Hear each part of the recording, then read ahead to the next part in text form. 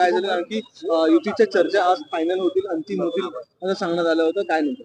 हे बघा, आमचे मुख्य नेते एकनाथ शिंदे साहेब आणि महाराष्ट्र राज्याचे मुख्यमंत्री देवेंद्रजी यांनी या महाराष्ट्रामध्ये महानगरपालिका निवडणुकांमध्ये युती झालीच पाहिजे हा जो निर्णय जाहीर केलेला आहे आणि त्यानुसार ठाण्यामध्ये आज तिसरी बैठक युतीची भाजप कार्यालयात झालेली आहे.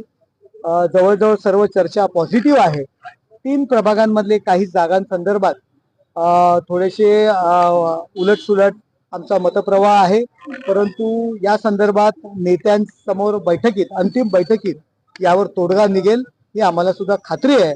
आणि ठाण्यात पुन्हा एकदा लोकसभा आणि विधानसभा या निवडणुकीनंतर महानगरपालिकेच्या निवडणुका सुद्धा महायुती म्हणून लढल्या जातील आणि जो आमचा मतदार राजा आहे, महायुतीचा जो मतदार राजा आहे, त्यांच्या मनात जो प्रश्न असतो, लोकसभेला आम्ही युतीला मतदान करतो, विधानसभेला युतीला मतदान करतो, मग महानगरपालिकेला का नाही करायचं असा जो प्रश्न आम्हाला त्यांच्याकडनं येतो, त्याला योग्य असं समर्पक उत्तर युती म्हणून लढल्याने मिळणार आहे.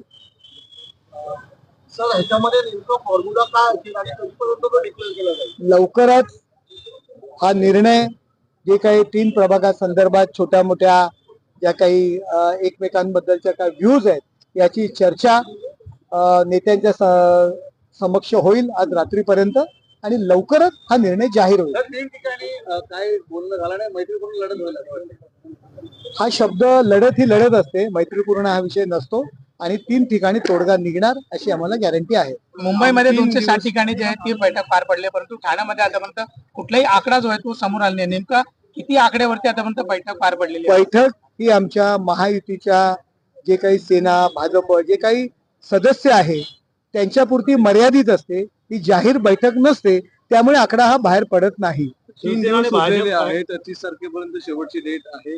उमेदवार अनेक वाट बघत आहेत की कधीपर्यंत जाहीर होणार नाही. उमेदवारी लवकरच महायुतीचा निर्णय जाहीर होईल आणि तुम्हाला उमेदवारांपर्यंत ह्या गोष्टी पोहोचवल्या जातील.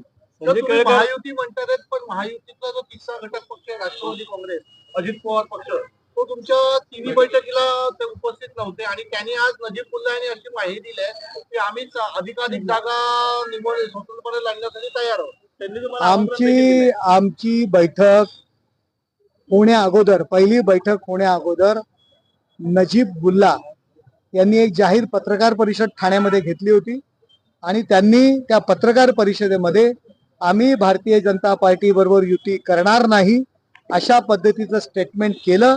कदाचित आनंद परांजपे यांना ते माहीत नसावं म्हणून त्यांनी अशा पद्धतीने स्टेटमेंट करतायत की ठाण्यामध्ये आम्हाला आमंत्रण नाही, परंतु नजीब मुल्ला यांनी स्वतःहून आधी जाहीर केलं की आम्ही भारतीय जनता पार्टीला महायुतीमध्ये आम्ही चर्चा करणार नाही, ठाणे महानगरपालिकेच्या निवडणुका त्यांच्यासोबत लढणार नाही आणि शिवसेना आणि भारतीय जनता पार्टी ही नैसर्गिक युती आहे, त्यामुळे या बैठकीला त्यांना आम्ही निमंत्रण दिलं नाही. उद्यापासून मनसे एबी फॉर्म वाटप सुरू करत आहे.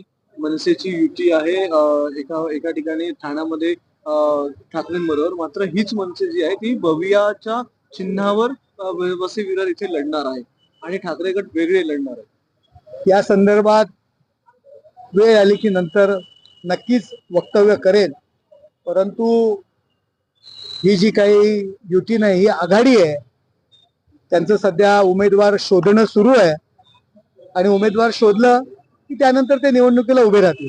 तर संजय केळकरांनी अल्टिमेट दिलं होतं, युती झाली तर ठीक, युती नाही झाली तर आम्ही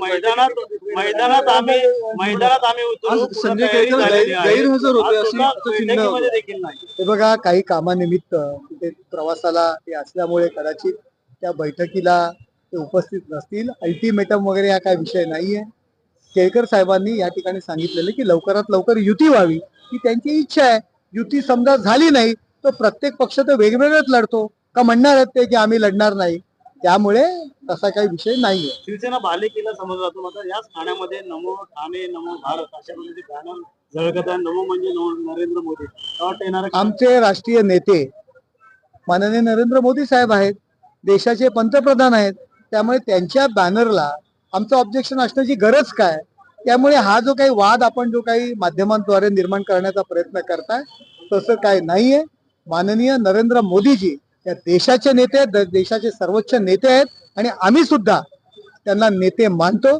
त्यामुळे नमो भारत किंवा नमो महाराष्ट्र, नमो ठाणे या जो काही बॅनर्स लागलेत त्याच्यावर आम्ही ऑब्जेक्शन घेण्याचं काही गरजच नाही. तर आज मीनाक्षी शिंदे सुद्धा या बैठकीमध्ये हजर झाल्या. स्वतः मॅडम या सर्वांच्या भुया उंचवल्या. का असं बघतात एकीकडे नाराजी, दुसरीकडे पक्ष. बघा, मीनाक्षी शिंदे मॅडम यांनी पक्ष सोडला किंवा मी पक्षात नाही अशा पद्धतीचं कुठेही वक्तव्य केलं नव्हतं.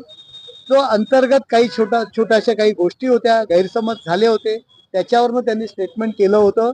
परंतु मी पक्ष सोडला, त्यांनी सांगितलं स्वतः की मी पक्षाच्या नेत्यांचा सन्मान राखते, नेत्यांच्या अंडर काम करते, मी पक्ष सोडलेला नाही, त्यामुळे तो काही विषय नाही.